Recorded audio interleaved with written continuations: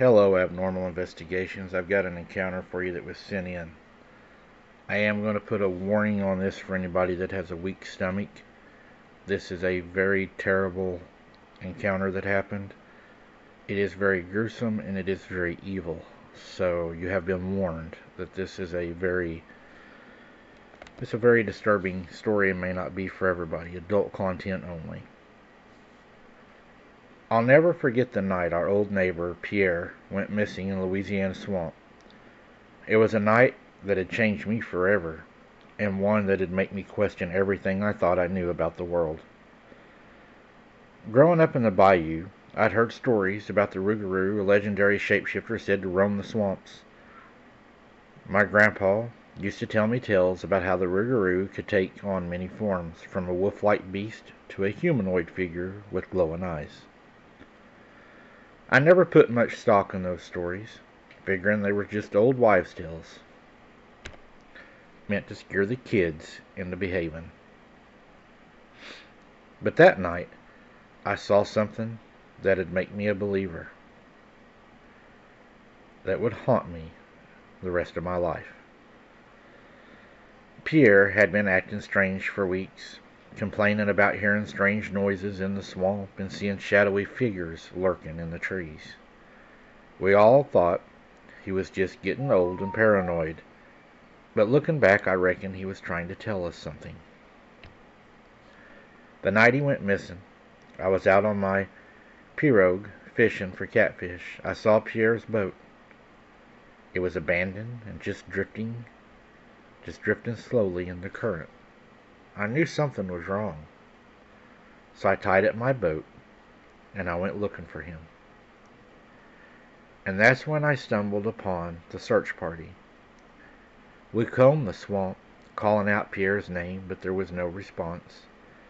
As night began to fall, we stumbled upon a gruesome scene. Pierre's lifeless body, torn and mutilated. If it wasn't enough, you'll understand why this haunts me as I tell you what we looked at. Pierre's liver and his eyeballs were missing, and his genitals were found hanging from a tree. His intestines were in the tree, and other parts of him that had looked like he was skinned like a gator. Even thinking about it now brings tears to my eyes. I still cry like I am now as I write this, when I think of that horrible night, and what creature could decorate a tree with my friend's body parts.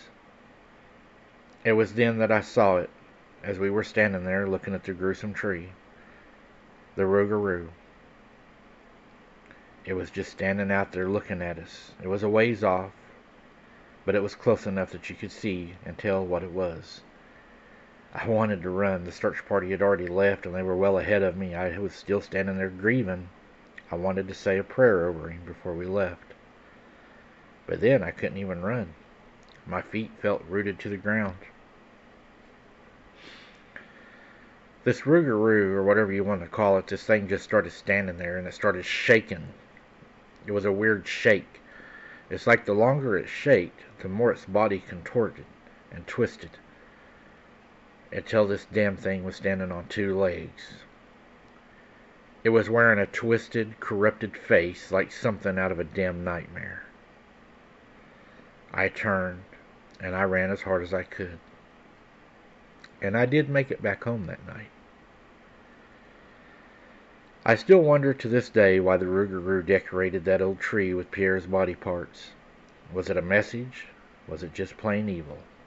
I'll never know, for sure.